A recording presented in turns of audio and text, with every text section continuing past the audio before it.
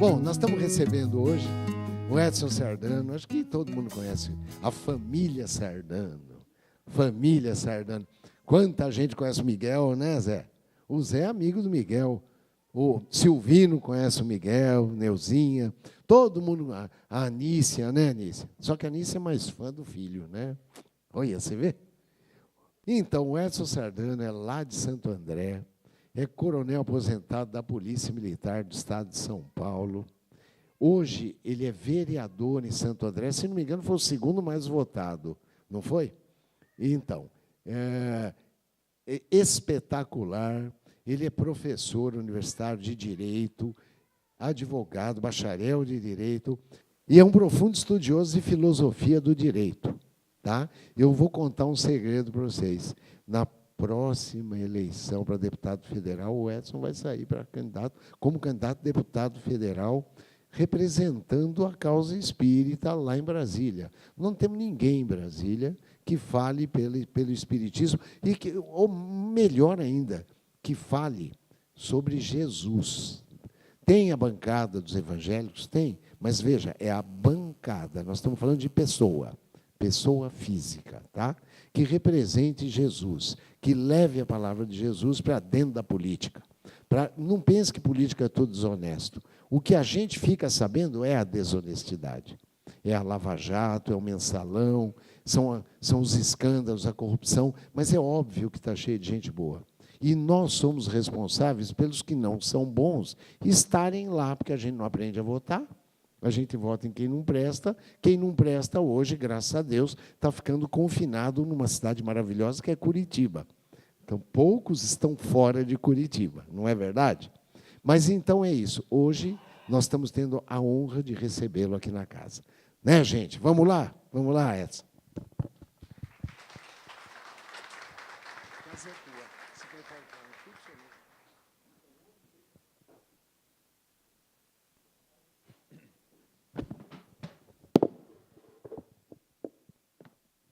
Boa noite, olha que loucura. Cara, é político mesmo, né? O cara já começa mentindo até no dia. Bom dia, amigas, amigos. Muito obrigado por essa oportunidade. Que a paz de Jesus esteja conosco nesse ambiente, nesse momento, em todas as nossas vidas.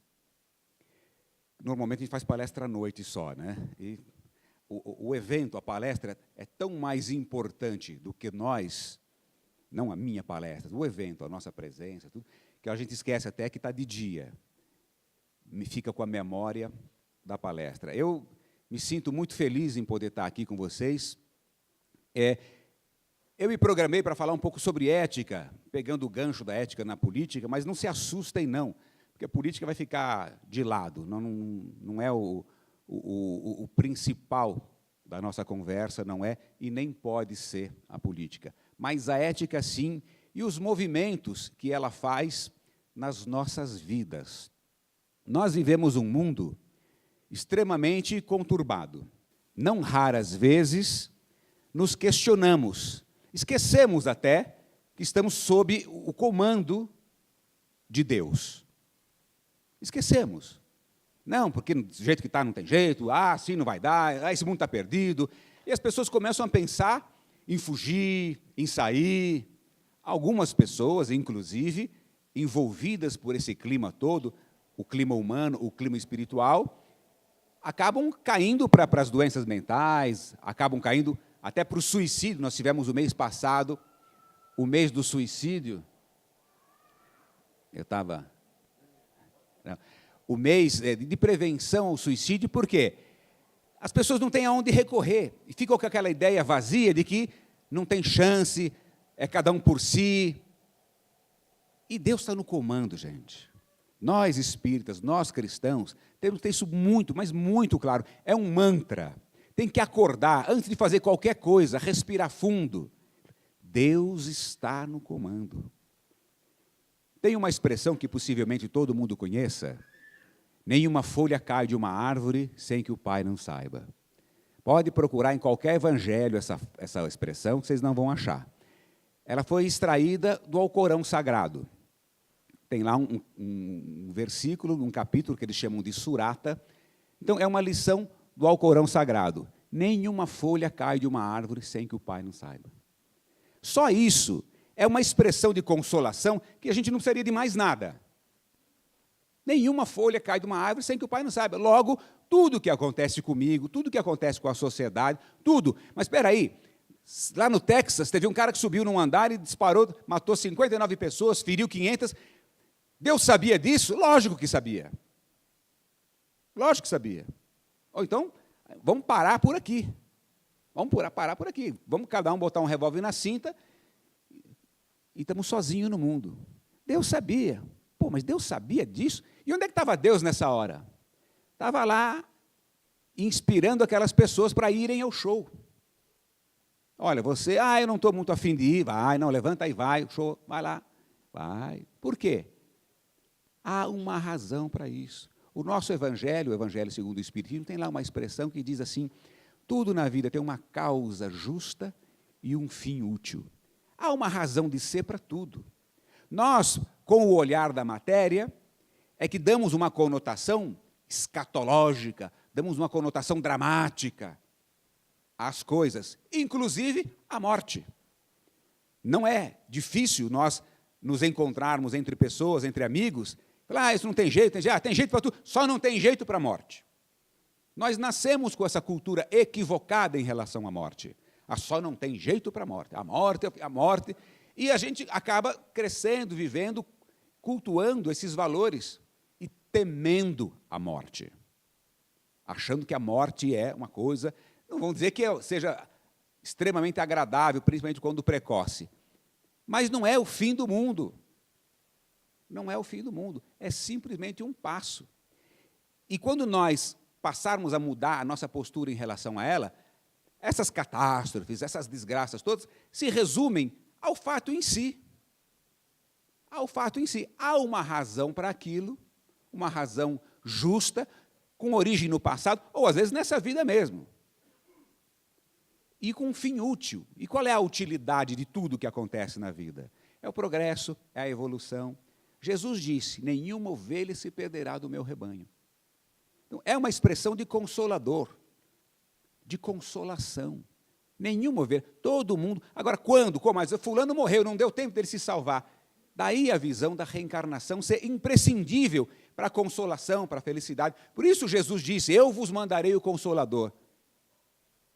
A consolação está aí, no caráter permanente das nossas vidas, no caráter perfeito da criação e no caráter inexorável do progresso, da evolução. Ou seja, todo mundo está evoluindo. Você pode dizer, você fala isso porque você não conhece fulano. Não, tá, eu não conheço fulano, mas posso dizer, está evoluindo. O maior facínora do mundo, o maior corrupto do mundo, todo mundo está evoluindo. Todo mundo é filho de Deus, está num caminho de progresso, sob o controle, sob o comando de Deus, e não é necessariamente ruim ou errado. Quando Jesus estava na cruz, naqueles momentos finais, o que ele disse, a expressão que ficou gravada para toda a humanidade, Pai, perdoai-os, eles não sabem o que fazem. Não foi uma frase solta, não é uma frase, Pai, perdoai, Jesus era bacana, Jesus era bonzinho, não. É uma profunda reflexão, é um ensinamento milenar. Eles não sabem o que fazem. Ele tinha acabado de ser traído, crucificado, assassinado, torturado, e ele resumiu tudo isso à ignorância. E nem a ignorância pejorativa, a ignorância ofensiva, a ignorância do desconhecimento. E é assim que nós temos que olhar a vida. É assim que nós temos que olhar os nossos irmãozinhos. No exemplo máximo, Jesus, ele nos deixou essa referência. Eles não sabem o que fazem. Porque se soubessem, não fariam. É super comum a gente ter essa relação com fatos corriqueiros. Uma criança vem, pisa lá na sua unha encravada. Dói, você tira o pé e tal, mas olha, uma criança, Não, aí vem a família, pede desculpa, tal. Não, criança, não sabe o que faz. Aliviou a dor da unha encravada? Não, mesma coisa. Agora vem um adulto na gozação, você está com a unha encravada? Então, peraí, pisa. Vai doer do mesmo jeito, mas vai ter um plus, vai ter uma dor a mais, uma dor moral. Porque você vai, esse cara sabia, esse cara é ruim, por que ele fez isso? Aí você já vai ficar com raiva dele. Por quê? A gente acha que ele sabe o que faz. Então, o problema não é o fato em si, não é a unha encravada, não é a dor, mas é a conotação moral que eu dou para a causa daquilo. Quando foi uma criança, eu relevei. Doeu, mas essa dor não me perturbou. Causou dor, mas não causou sofrimento. Não alterou a minha vida. Não alterou o meu dia, o meu humor. Agora, o adulto pisou de propósito, causou a mesma dor e alterou o meu comportamento. Alterou a minha postura. Eu mudei. Então, eu fui atingido.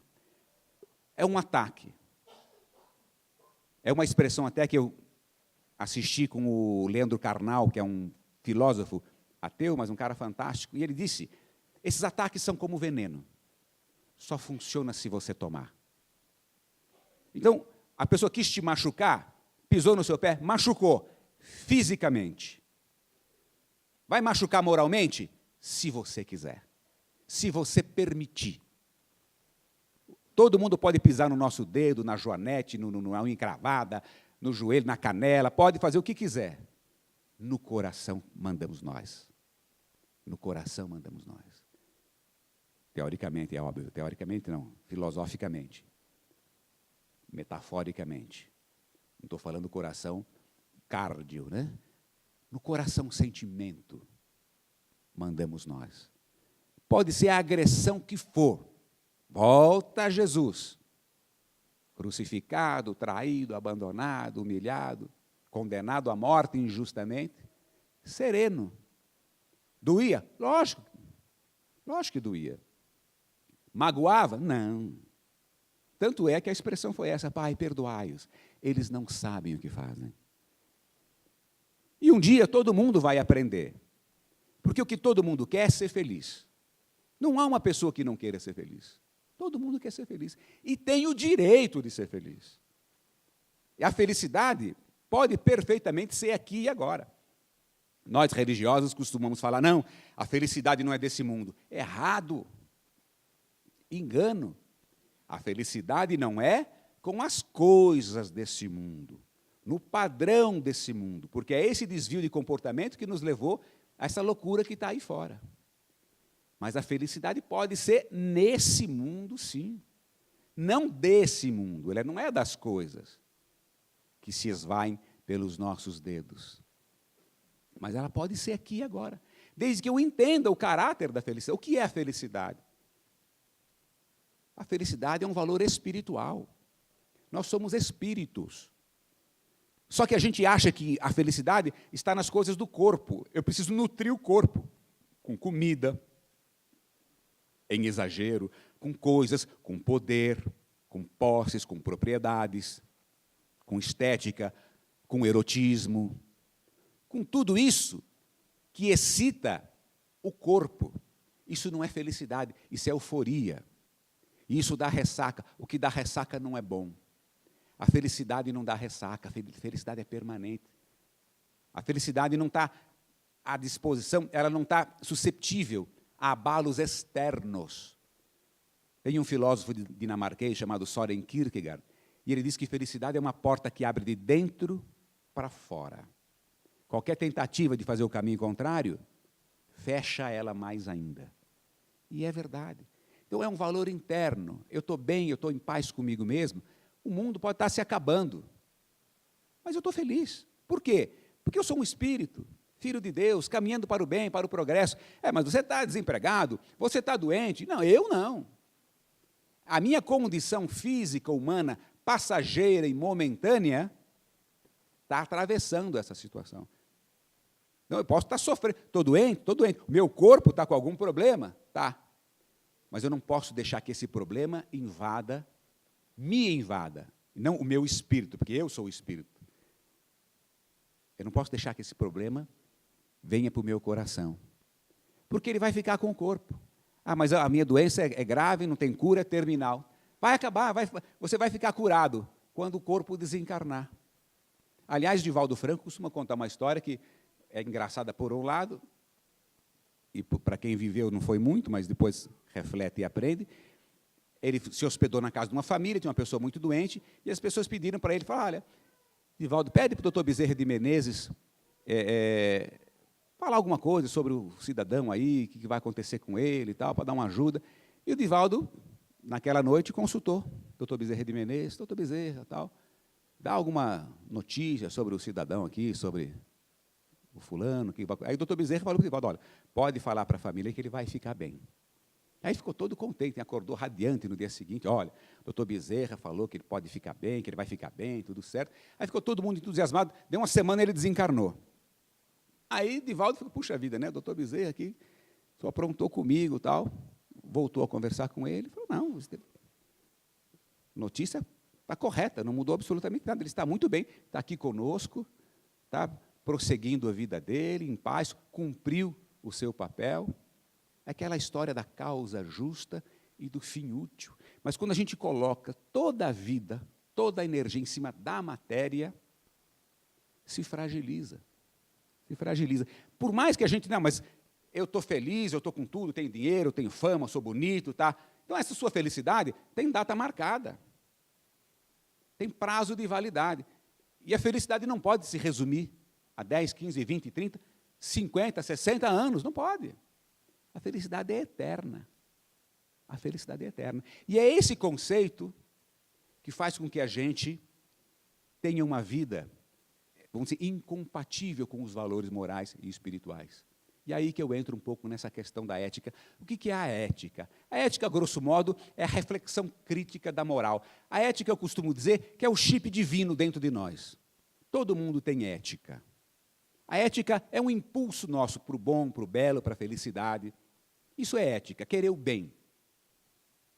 Às vezes a gente se desvia disso, passa por valores morais, que esses sim são temporários, variam de acordo com o tempo, variam de acordo com o lugar. O que é moral aqui não é moral na Arábia Saudita, o que é moral hoje não foi moral daqui a 200 anos, mas a ética não. Todo mundo tem, por quê? Porque todo mundo tem esse impulso divino de ser bom, do bem, da felicidade. Se equivoca nas questões morais. E nessa certeza do papel que estamos cumprindo aqui no planeta Terra. Então, começamos a fazer concessões morais. Concessão moral para o dinheiro, concessão moral para uma série de outras coisas. Não, isso dá, isso pode, por quê? Eu preciso me garantir. Às vezes fala, não, não é para mim. Bom, mas você está roubando, você está... Não, veja bem, sabe como é que é? Meus filhos, eu preciso garantir. Por quê? Garantir o lado material dos filhos. Será que é isso o mais importante? Esse tipo de permissão, ou melhor, de permissividade, faz com que a gente vá assim, laceando certos conceitos. Daí a importância da religião como tema transversal nas nossas vidas e passando pela política também. E no meu caso particular, quer dizer, eu tenho duas situações bastante complexas. Eu fiquei 30 anos na polícia. É pior do que política. É mais complicado. Foram 30 anos na polícia militar. E eu nasci em família espírita. Quando eu fui para a polícia militar, com 19 anos, fui como espírita, fui como dirigente de mocidade espírita. Muitas pessoas perguntavam para mim, mas isso não é contraditório? Você é um espírita? Eu falei, não, ao contrário. Eu vou levar para a minha atividade policial os conceitos do espiritismo. Eu vou levar os valores cristãos. Ah, então você vai, em vez de prender, você vai dar passe em bandido? Não, não vou dar passe em bandido, nunca dei passe em bandido. Agora, eu vou cumprir a lei. E como é que pode ser um cristão na polícia? Não é fazer proselitismo religioso, não é convencer ninguém de nada, mas, principalmente para quem tem o poder de influenciar os outros, influenciar o semelhante, influenciar subordinados, colegas, você influencia qualquer um pela própria vida, pelo dia a dia, pelo andar, você pode passar os bons conceitos. Você não precisa falar do Evangelho, do amor de Deus, do perdão. Fala das leis. Vamos cumprir a Constituição, cumprir o Código Penal. Nós não precisaríamos de mais nada. Tentem imaginar um mundo, uma sociedade, onde todo mundo cumpre Código Penal, Código Civil, Código Comercial, Lei de Inquilinato, Código do Consumidor, Estatuto da Criança e do Adolescente. Leiam essas leis. Todas as leis têm inspiração divina. Por mais que a gente pense, não, Brasília é a terra do demônio. Não, os espíritos atuam ali na influência da formulação das leis. O Estatuto da Criança e do Adolescente é uma peça linda, mas muita gente critica, né? Porque, está vendo, não pode prender, não pode... Porque a gente quer o quê? A gente quer se vingar, a gente quer ver o sofrimento físico. Fala, não, eu não quero sofrimento, eu só quero justiça. O que entendemos nós de justiça? Só Deus pode ter esse atributo. Por isso está lá no Evangelho, e a gente tem que colocar essa frase também. Buscai primeiro o reino de Deus e toda a sua justiça. O resto lhe será acrescentado. Justiça é de Deus. A vida se acomoda. Lembra do Evangelho? Tudo tem uma causa justa e um fim útil. E nós precisamos inovar, nós precisamos avançar bastante, ousar na interpretação disso e da vida. Nós não podemos cair na vala comum, nós espíritas cristãos, não podemos cair na vala comum, engrossar esse coro da pena de morte, redução da maioridade penal, do aborto. E é o que a gente tem visto a sociedade, porque a sociedade quer consertar o mundo pela ótica material. E não é a ótica material que vai consertar o mundo. É a nossa postura, num primeiro momento. A melhor forma de consertar o mundo é consertar a si mesmo, como o Gandhi dizia, né? Quando uma pessoa se levanta, a humanidade toda se ergue um pouquinho com ela. Então, esses códigos são perfeitos, essas leis são perfeitas. Mas o menor comete um crime, aí não prende, ele comete o outro. Se ele tivesse sido preso, ou se ele tivesse pena de morte, outro dia, fez aniversário, é aquele massacre do Carandiru. 25 anos do massacre do Carandiru, onde foram mortos 111. Tem gente que acha que foi pouco, não sei o quê. E eu andei vendo pelo Facebook, algumas pessoas dizendo assim, faz 25 anos que os 111 mortos do Carandiru não mataram mais ninguém. Tipo dizendo assim, está vendo como foi bom? Viesse vivo, quantos eles já teriam matado? É a visão material, é a visão de quem está com os pés amarrados no chão. Não é a visão espiritual. Na visão espiritual não há vítimas. Ninguém é vítima. As coisas acontecem. Lembra lá da árvore? A folha cai de uma árvore. O Pai sabe. Se o Pai sabe, Deus é onipotente, onipresente, onisciente, pode tudo, sabe tudo, está em todo lugar, é soberanamente justo e bom, nos ama. Puxa vida, e eu fui assaltado? Ou tudo isso que eu acredito, que eu estou pensando até hoje, é mentira? Então, larga isso tudo, parte para outra, vai assaltar também? Ou tem uma razão para isso? Uma razão de reflexão, uma razão para eu mudar a postura, uma dívida do passado, seja lá o que for. O conhecimento espírita, então, conhecer e praticar e vivenciar o espiritismo, a consolação, a reencarnação, saber desses vínculos todos, não vai fazer de nós super-homens, super-mulheres. Nós não vamos ficar imunes. É comum, aqui tem estacionamento, mas é comum a gente ver em porta de centro, ter roubo de estepe, rouba um carro do orador, o orador vai falar, rouba o carro do orador. Eu falei, poxa, mas eu vim fazer uma palestra, eu vim dar um passe, eu vim tomar um passe, eu vim num centro espírita, roubaram meu carro, cadê a proteção espiritual? Quem falou que a proteção espiritual é para ficar, o espírito vai ficar dando uma de flanelinha lá no seu carro, tomando conta do seu carro, para você frequentar o centro, você é melhor que alguém porque está frequentando o centro, porque está dando passe, porque está fazendo palestra. Não há vítimas, tudo na vida tem uma razão de ser. E compete a nós entender esse caráter e tocar a vida para frente. As coisas vão continuar acontecendo, mas vai diminuir o meu sofrimento, vai diminuir a minha dor, porque nós vamos tirar do coração o direito que nós nos damos da revolta. Por que eu? Por que comigo?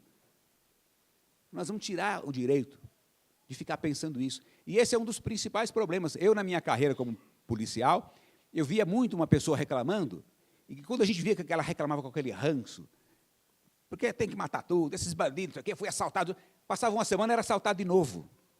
Aí reclamava mais ainda, e não para. Por quê? Porque ela está gerando vibrações que vão buscar a sintonia no bandido também. Vão buscar assim, porque o ódio, o ranço, esse sentimento ruim, ele é igual para todo lado, tanto para bandido quanto para vítima.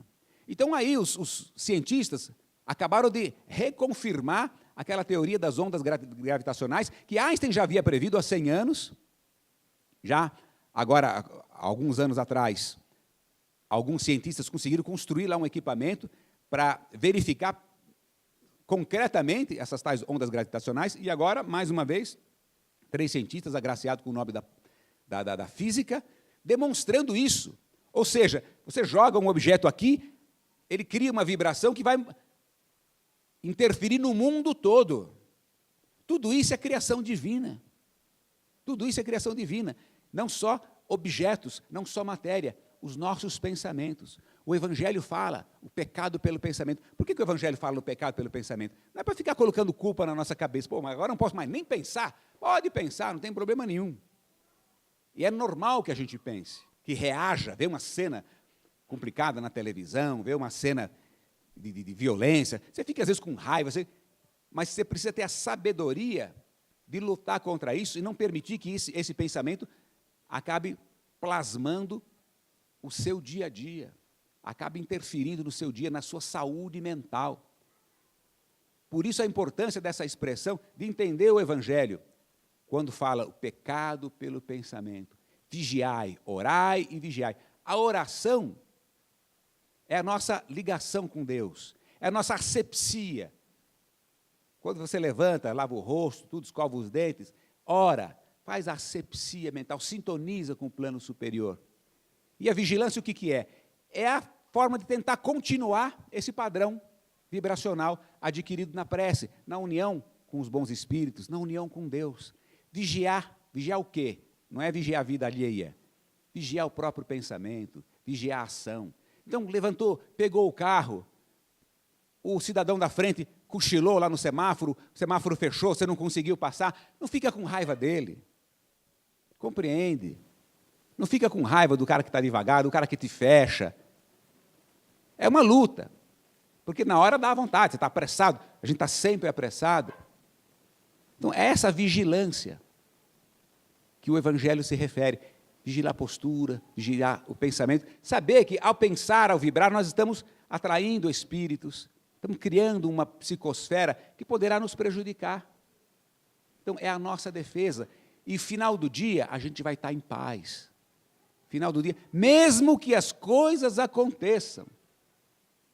Eu costumo dizer, como profissional de segurança, que às vezes é melhor você ser assaltado uma vez a cada 15 dias, do que ficar todo dia achando que vai ser assaltado e se prevenindo daquela forma assustadora. Quando chega Natal, aí tem aquelas coisas de compra, né, 25 de março. Eu sei que vocês não sabem o que é isso, 25 de março. Você já pode ser que já tenha ouvido falar, depois pesquisa no Google. É um lugar lá que vende pirataria, coisa falsa. Ninguém nunca foi lá, tenho certeza absoluta. Mas o pessoal vai lá para 25 de março, aí vai também à televisão fazer a matéria para ver sobre violência. Aí pega um consultor de segurança, tal, e olha, e o consultor fica olhando as pessoas. Aí aparece aquela senhorinha toda distraída, com a bolsa aqui atrás, né, feliz da vida, fazendo as comprinhas de Natal. Aí o consultor olha, está vendo? Está errada. Está errada. A bolsa do lado, não está prestando atenção, está totalmente distraída. Ela está feliz da vida. Mas pela ótica do consultor, ela está errada. Aí aparece aquela outra com a bolsa amarrada assim, né? Está vendo? Essa aí está certa. Está vendo? Está prestando atenção. A bolsa presa. Ou seja, ela já saiu de casa. Vou ser assaltada, vou ser assaltada, vou ser assaltada. E vai. Chegou o final do dia, não foi assaltada, mas ela está assim, arqueada. Demora uns 15 dias para voltar a andar direito assim. Compensa? Não compensa, gente. Não compensa. A gente tem que tirar isso da cabeça. Mas e se eu for assaltado? Nenhuma folha cai de uma árvore sem que o pai não saiba. A melhor defesa que nós temos, a melhor segurança, a melhor blindagem, não é a do carro, é a da alma. Como é que eu blindo a alma? Com a postura, com a conduta. Haja de forma que a vida não tenha razões para cobrança. Esses fatos que acontecem nas nossas vidas, eles são alertas, não é castigo, não existe castigo na lei de Deus. Deus não é um delegado de polícia, um promotor de justiça. A gente tem o mau hábito de achar que... Por isso que tem medo da morte. Porque, vai ser julgado. Deus não julga ninguém, ninguém é julgado de nada. Tudo são consequências. Causa e consequência. Se eu tenho uma postura, se eu tenho uma vida equivocada, tenho posturas equivocadas, se eu estou o tempo todo pensando besteira, falando mal dos outros, nutrindo ódio no coração, vai dar tudo errado mesmo. E não é porque Deus castigou. Porque é assim que funciona. São as ondas gravitacionais. É ciência. É ciência. Por isso que nós espíritas costumamos dizer, uma das nossas grandes bandeiras, espíritas, amai-vos e instruí-vos. Porque pela instrução nós vamos chegar lá. A fé, nós falamos fé raciocinada, eu acho que é um pouco equivocado isso aí. Olha a pretensão minha, né? Fé raciocinada. Porque não é fé raciocinada. Fé e razão são sinônimos. Não tem jeito de você ter fé se não tiver razão, se não tiver raciocínio, porque senão não é fé, é mera crença. Se você tiver fé mesmo, passou pela razão, e quando passa pela razão, convence. E se convence, você muda. Enquanto não muda, é porque não foi convencido. Se não foi convencido, é porque não passou pela razão. Isso me faz lembrar de um padre muito dinâmico, um padre muito alegre, de uma paróquia do interior. Ele brincava com o pessoal, cantava, tá? E um dia ele chegou todo animado lá na paróquia. Pessoal, quem quer ir para o céu, levanta a mão. Todo mundo levanta a mão. Tem que ser agora. Opa, todo mundo abaixa na hora, né? Por quê? Quer ir para o céu? Lógico que quer. Do lado de Jesus, quer. Agora não. Opa, peraí. Também menos, né? Vai devagar aí. E o que nos prende aqui? Tá bom, não quer ir agora? Por quê? Olha, vai do final do campeonato ao final da novela, ao filho que vai se formar. Vamos começar a pensar nos argumentos. Todos os argumentos humanos. Todos os argumentos materiais. Não que não sejam justos. Mas quando a gente não dá o peso devido a essas coisas, ao invés de serem razões de alegria, de prazer, de felicidade, são de sofrimento. Porque geram tensão e o medo de perder. Então, fé é aquilo que vai nos dar certeza da vida espiritual, da vida futura, do nosso caráter permanente. A gente perde o medo das coisas.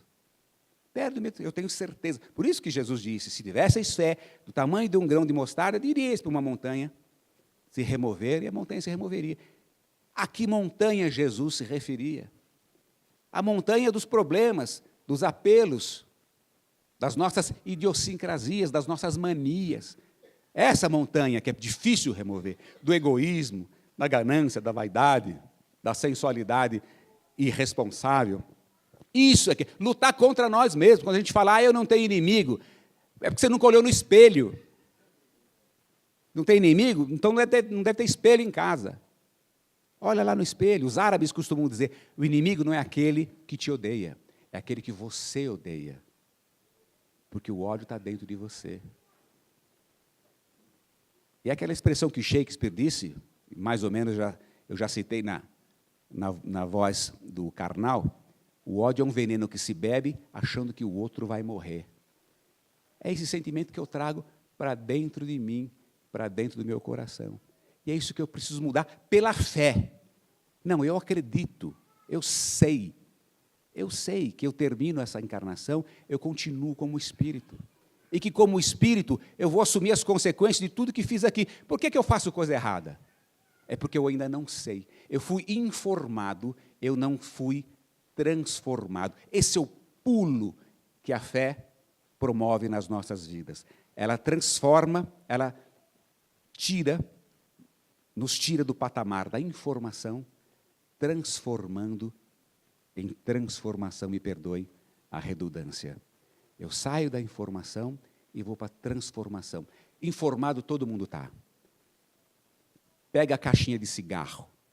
Quem fuma ou conhece alguém que fuma, vai pesquisar, vai achar alguém que fuma. Tem lá na caixinha de cigarro uma fotografia escandalosa. É uma mão gangrenada, um pé gangrenado, um cara com máscara de oxigênio, um feto morto, aquela coisa toda.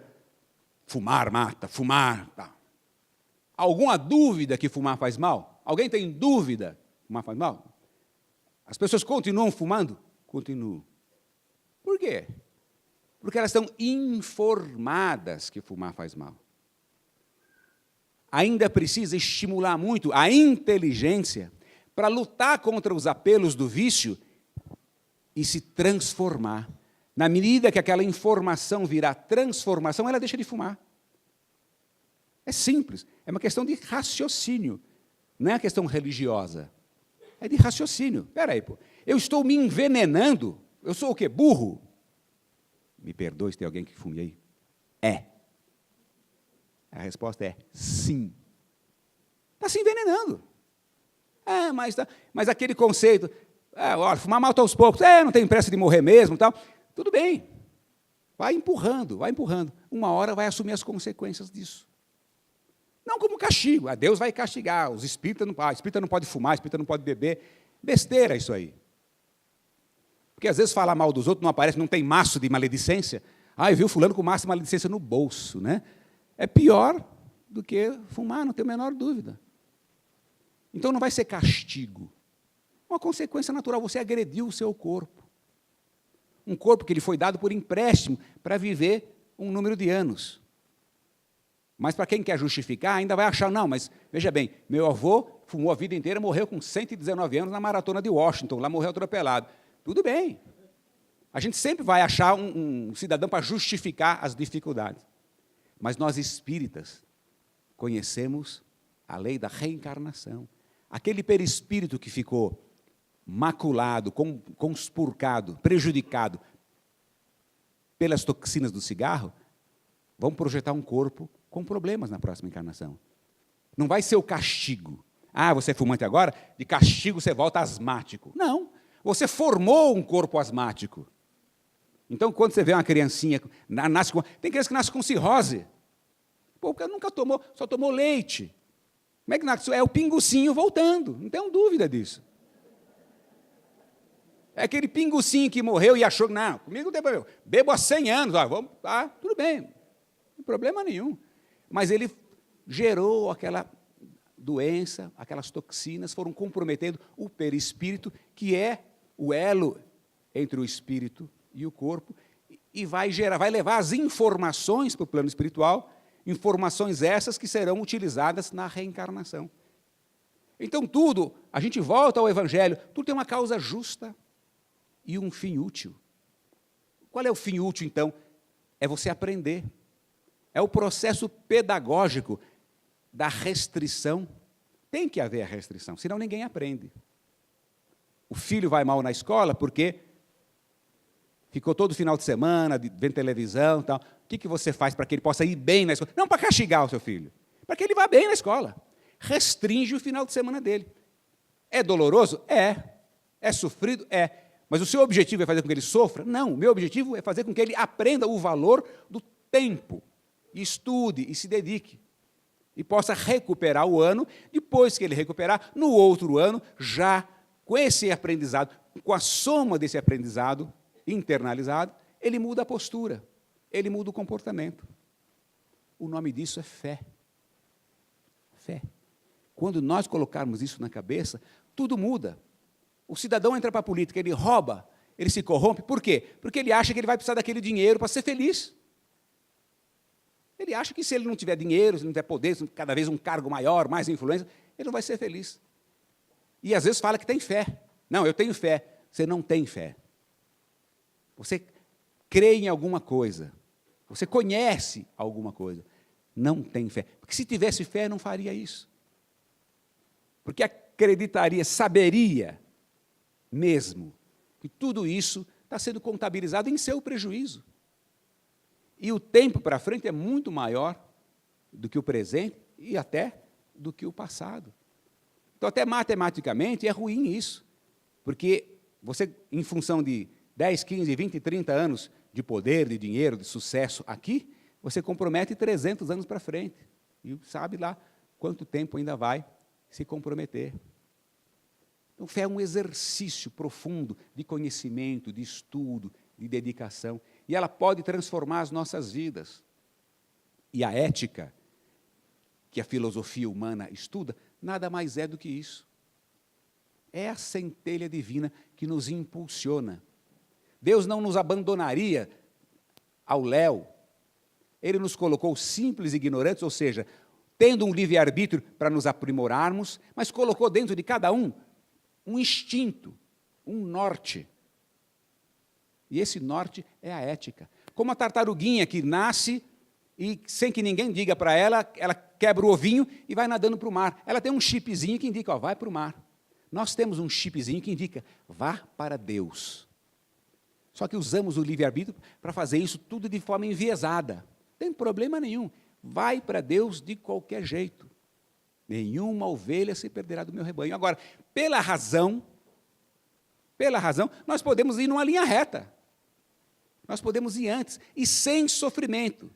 Dá para ir sem dor? Sem dor não dá. Não tem como viver sem dor. Ao contrário. A dor é abençoada, a dor é nossa amiga. Se não houvesse a dor, não tinha ninguém aqui. É a dor da fome que faz a gente lembrar que tem que comer. É a dor do frio que faz a gente lembrar que tem que agasalhar. A dor do sono faz a gente lembrar que tem que descansar o corpo. Se a gente não tivesse dor, não durava 5, 6 anos. Não ia comer, ia morrer de inanição, ia ficar anêmico, ia pegar uma pneumonia, porque não ia se agasalhar.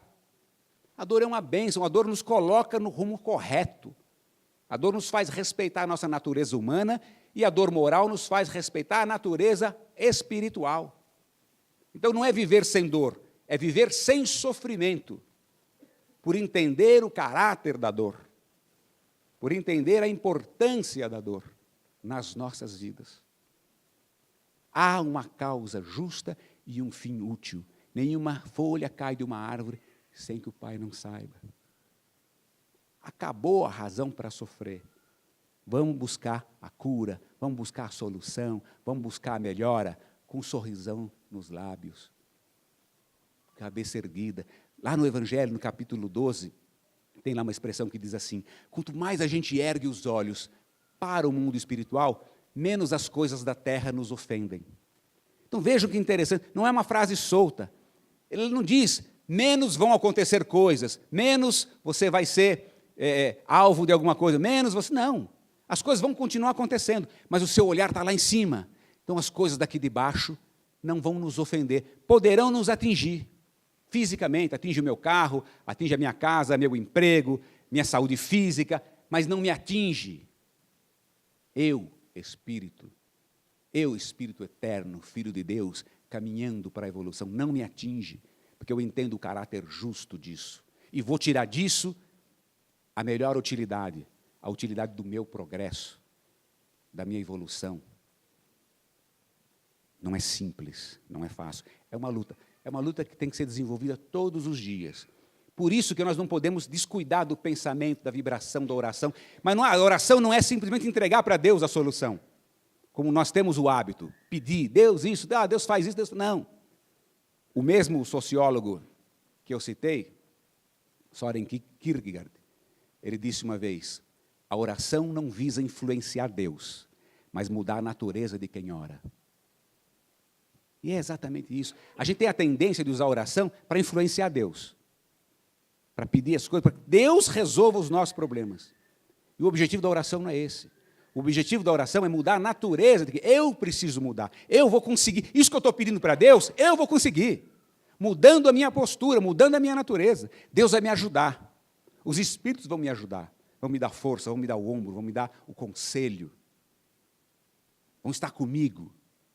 Vão me dar a luz, vão me clarear os pensamentos. Vão me trazer as oportunidades. Mas eu preciso mudar a minha natureza. Lá no Evangelho, quando Jesus diz o sacrifício mais agradável a Deus, qual é o sacrifício mais agradável a Deus? O cidadão está lá deixando a oferta dele no altar. Diz o mestre, interrompe aí a solenidade e reflete. Você deixou alguma coisa lá fora? Tem alguma aresta com alguém? Tem alguém para perdoar? Alguém para pedir perdão? Tem. Larga a sua oferenda aqui no altar e volta. Vai lá, se reconcilia com seus inimigos e depois vem aqui. Esse é o sacrifício mais agradável a Deus. Então é isso, não é mudar, influenciar Deus, é mudar a nossa natureza. Às vezes a gente tem o hábito, por exemplo, o pessoal vai fazer promessa. Eu sou oficial da Polícia Militar, né? Santo Expedito é o padroeiro da PM. Dia 19 de abril é o dia de Santo Expedito. Eu sei porque é aniversário da minha mãe também, né? Aí faz aquela fila danada na igreja de Santo Expedito. Fica tudo, horas e horas. Então a pessoa fala, não, eu vim aqui porque eu tenho fé em Santo Expedito. Como é que se resume a fé? Ficar 4 horas numa fila e deixar um pedido lá. A fé não é isso. Isso é fácil. Me perdoem quem vai, quem fica. Não é demérito. Quiser continuar indo, pode ir, não tem problema nenhum. Agora, a fé não pode se resumir a isso. Fiquei 4 horas numa fila, deixei lá um pedido, agora é problema do Santo Expedito. Não, pô, coitado do Santo Expedito. Ó, Santo Expedito, agora já fiz a minha parte. Minha parte foi ficar na fila. Agora tu é resolver os meus problemas. Não. Não. É mudar a sua... Até pode ir lá, Santo Expedito, me ajuda. Me ajuda, Santo Expedito. Eu vou melhorar. Eu vou mudar. Eu vou progredir. Tem quem não tem o que mudar. Não, eu não tenho. Porque, olha, minha vida vai ser ótima, porque normalmente a gente pede para os outros, né? Para os outros mudarem. Ai, Santo Expedito, faz aquela pessoa ficar mais isso. Ou Santo Expedito, faz aquela... Fique você mais tolerante. Não espere mudar o outro. Demora para mudar os outros. Mude a si. Ah, o cara é muito chato. Tudo bem, ele é chato. Deixa ele ser chato. Seja você mais tolerante. Perdoe. O perdão é uma coisa nobre. O perdão é a chave de tudo, é a solução de tudo. O perdão nos eleva, o perdão nos pacifica. Nós temos o hábito totalmente equivocado, daí um pouco da dificuldade de perdoar, porque a gente acha que, ao perdoar, está quebrando o galho do agressor. Então, quer dizer que fulano faz isso, aí eu perdoo, e fica por isso mesmo. O que importa se fica por isso mesmo, se não fica por isso mesmo? O que tem que importar é a minha paz. Quando eu perdoo, eu me liberto. Eu corto esses vínculos com essa pessoa. Se ele vai continuar com ódio ou não, o problema é dele. Se eu ficar com ódio dele, o problema é meu. Eu vou dormir com ódio, vou acordar com ódio, vou ao almoço com ódio. Essa pessoa vai estar comigo o tempo todo. O tempo todo. O perdão é de uma sabedoria. Agora, é um exercício porque dói. Dói. É que nem um gato engasgado, assim, que desce na garganta, dói. Porque a tendência nossa, não, espera aí, não tem sangue de barata, está pensando que é o quê? É só imaginar um exercício, pega uma pessoa que aprontou com você, fez um monte de coisa errada, às vezes a gente não tem nem amparo na família. Chega em casa agora no Natal, reúne a família, gente, sabe aquele fulano que me trapaceou lá no emprego, me deu um golpe, roubou todo o meu dinheiro, que eu fui para a miséria, sabe? Então, eu estou pensando agora no Natal, a gente chamar ele para passar o Natal aqui com a gente, e reconciliado. Vamos ver o que a família vai falar. É louca. Vai trazer aqui, não, ele faz isso você traz aqui para nós, aqui para a sua família, que te amparou, a hora que você veio chorar aqui. Por quê? Porque ninguém entende o caráter do perdão. Por que as pessoas não falariam diferente? Tipo, puxa, você vai fazer isso? O cara que te deu o golpe, o cara que te roubou, que bacana, como você é bom. Olha, traz, vamos nos unir, vamos... Por que a gente não faz isso? A gente não tem ideia do quanto isso seria benéfico para todo mundo, para a libertação de todas as pessoas. Todo mundo ia se sentir livre, ao passo que prefere ficar preso ao ódio, preso àquela dor. Tem um livro muito interessante, não é um livro espírita, não, O Conde de Monte Cristo. Vale a pena ler, um livro fantástico, uma história de ódio. O cidadão tem lá, é traído, roubado, preso injustamente, e ele sai para se vingar da pessoa que fez, e roubou tudo dele, inclusive a pessoa que ele amava. E depois ele consegue ganhar dinheiro, é uma história bonita, não vou contar para não estragar, uma história muito bonita, vejam, tem filme, tem livro, tudo.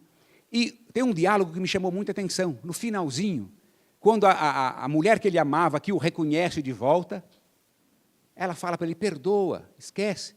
Ele falou, não me peça isso, não me peça para eu tirar a minha razão de viver. Vejam que tristeza. Ele era impulsionado pelo ódio, ou seja, não vivia mais a vida dele, vivia o ódio, vivia o desejo de vingança. Na medida que ele conseguiu se libertar, vai viver em paz, vai seguir a vida. Mas vai ficar por isso mesmo? Não existe impunidade na lei de Deus. A impunidade é só na lei dos homens. Na lei de Deus não existe impunidade, porque a lei de Deus está gravada na consciência. As pessoas vão despertar no plano espiritual, na própria vida. elas vão despertar e elas vão se culpar, se condenar, se punir, porque vão perceber o mal que fizeram, o tempo que perderam. Não precisamos nós assumir essa postura, essa posição. Por isso que é equivocado o espírita pedir a pena de morte, pedir a redução da maioridade penal, o endurecimento da polícia, a rota na rua. Gente, para quê? Para exercer a vingança, para matar o pobre. Ah, mas é pobre porque Cristo também foi pobre, eu não sou ladrão. Parabéns. Volta a Jesus. São ignorantes. Você não pode se achar melhor porque você sabe um pouco mais. Ao contrário. Você sabe mais? Ensine quem sabe menos. Em qualquer campo da vida. No ensino estrito, na escola, no dia a dia, todo mundo ensina um pouco. Você vai comprar o pão na padaria, você pode sorrir, cumprimentar o padeiro, como pode ser mal educado. Está ensinando todos aqueles que estão na fila junto com você. Todo mundo está ensinando um pouquinho. É o papel cidadão, não é o papel espírita, não. Papel cidadão, papel cidadã. E por isso a importância de você fazer essa ligação com a política, com a polícia, com tudo.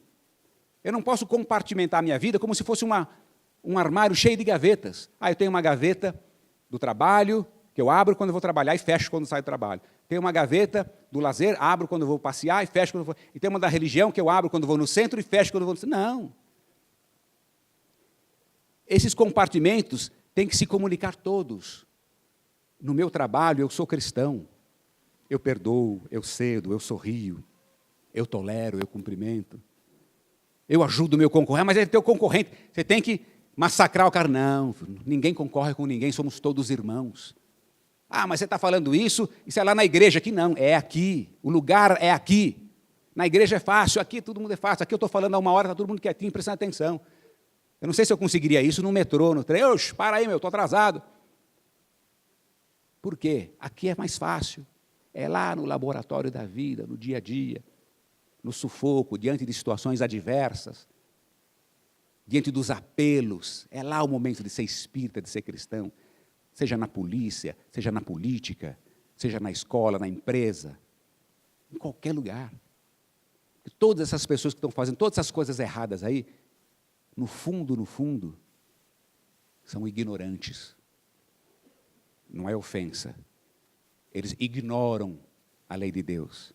Eles ignoram as razões pelas quais estão aqui no mundo. Matam, morrem por causa de coisas. E deixam passar o principal. Os valores morais, os valores espirituais, emocionais. Aqueles únicos que nos pertencem. Sobre os quais nós temos controle. O resto a gente não controla nada. E o que a gente vai levar para o lado de lá. E isso é da vida, é da ética socrática. 500 anos antes de Jesus. Isso não é uma coisa eminentemente religiosa, não dá para falar isso porque é questão religiosa, religião não se discute. Não. É da natureza científica, do progresso da humanidade. É das artes, é da cultura, é da música. Está aí agora um sucesso estrondoso aí de uma compositora paranaense.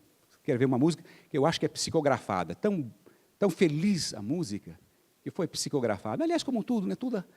Os espíritos nos influenciam em todos os sentidos. Chama Trem Bala a música. Ana Vilela é uma compositora paranaense. Uma graça.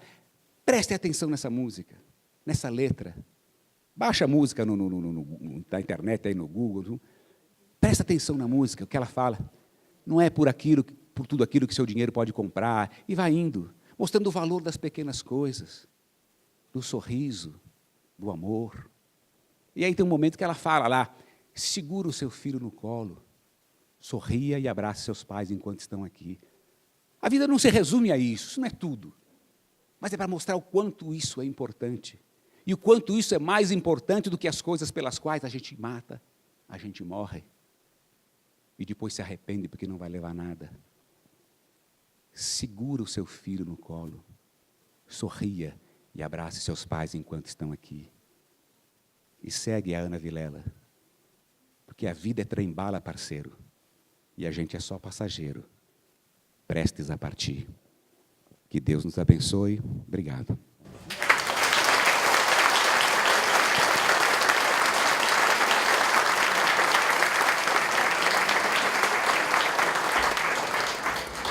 Eu ia ler todos esses livros aqui, acabei esquecendo.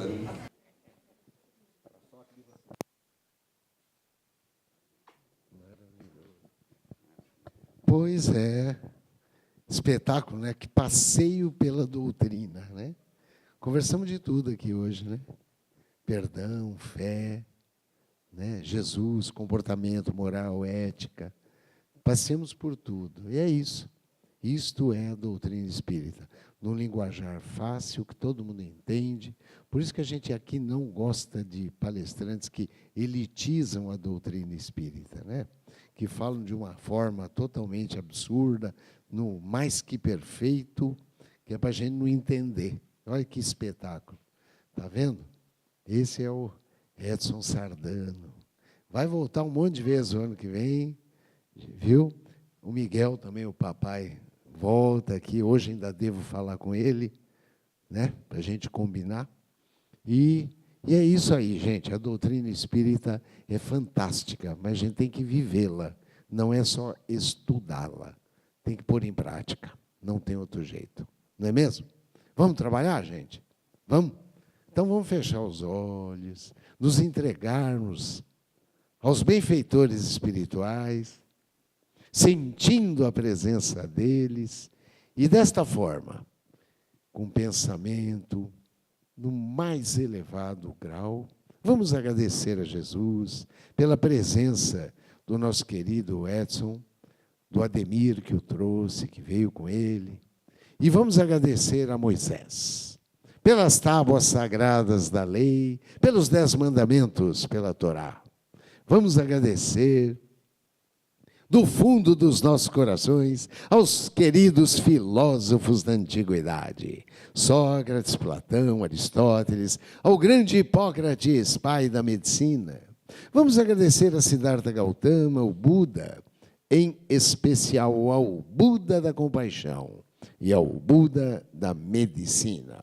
Vamos agradecer a Maomé, o querido Maomé, profeta Muhammad, por ter trazido até nós o Alcorão Sagrado.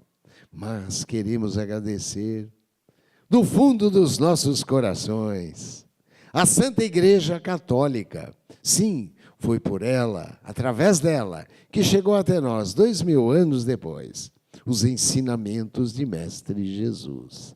E assim vamos reverenciar ao querido Agostinho, ao Santo Agostinho, ao querido Francisco lá de Assis, a Dom Bosco, o primeiro santo a trabalhar a interreligiosidade. Vamos agradecer a São João Paulo II, querido Papa, e o atual Papa, Papa Francisco. Queremos lembrar também dos exemplos das divas do amor ao próximo, da grande Madre Teresa, lá de Calcutá, e aqui da Bahia, Evangelho Vivo, a nossa mentora querida, a grande razão de nossa casa existir, Irmã Dulce. Vamos agradecer por esta doutrina que tanto nos ensina e nos conforta, ao professor Ribeiro, também conhecido como Allan Kardec, e a ele, ao grande médium de Jesus. Poucos entenderam o Evangelho e o colocaram na prática como ele. O grande Chico, lá de Pedro Leopoldo, de Uberaba, o nosso querido Chico, das Minas Gerais, das Mães Enlutadas. E, por fim, já recebendo da pátria espiritual, esta cascata de luz que cai sobre nós, que completa esta casa, esta cascata de luz de todas as cores e todas as frequências, enviadas pelo grande Lucas, Lucas o Lucano, o médico de almas, que, de acordo com alguns autores, reencarnou aqui, no Ceará, Brasil, pátria do Evangelho, como Dr. Adolfo Bezerra de Menezes Cavalcante. E é ele e a toda a sua equipe que nós confiamos. Confiamos sim os trabalhos de cura, da autocura desta manhã. Desta forma, vamos recebendo esta cascata de luz, que penetrando pelo chakra coronário, no alto de nossas cabeças, limpa a nossa tela mental, contra todos os maus pensamentos. Luz que reequilibra o chakra frontal. Faz a higiene, a asepsia do laríngeo, que nos torna mais humanos no cardíaco. Luz que reequilibra o gástrico e esplênico, que completa de energia o básico ou genésico e que acende todos os pequenos chakras de nosso corpo espiritual. Agora sim, estamos como o mestre disse, nós somos luzes, luzes acesas, luzes interconectadas, luzes interdependentes. Sim, vamos sentindo agora esta energia, caminhando por artérias, veias e linfáticos, tomando conta do nosso corpo físico, chegando a banhar a 100 trilhões de células, receptores de membrana trabalhando, organelas citoplasmáticas, mitocôndrias produzindo e armazenando energia da cura, da autocura, cada vez mais ectoplasma sendo produzido. É um núcleo se dividindo de uma forma fisiológica, impedindo assim o crescimento de nódulos, de cistos, de tumores, do câncer, de metástases. É a autocura. Nós podemos nos curar, o mestre disse. Vós podeis fazer tudo o que faço, e muito mais. E nós podemos sim. Podemos, basta que tenhamos fé. Basta que mudemos as nossas condutas. Basta que nos transformemos em pessoas melhores, em espíritos mais leves, puros, sutis, elevados. E assim, mestre Jesus, olhando em seus olhos compassivos, vamos agradecer por este momento mágico em nossas vidas, através da oração que o Senhor nos ensinou. Pai nosso que estás nos céus, santificado seja o vosso nome, venha a nós o vosso reino, seja feita a vossa vontade, assim na terra como nos céus. O pão nosso de cada dia nos dai hoje, perdoai as nossas ofensas, assim como nós perdoamos a quem nos tem ofendido. E não nos deixeis cair em tentação, mas livrai-nos do mal. graças a Deus, que nosso mestre nos oriente, nos ilumine e nos abençoe em mais um dia de... Graças a Deus, vamos trabalhar.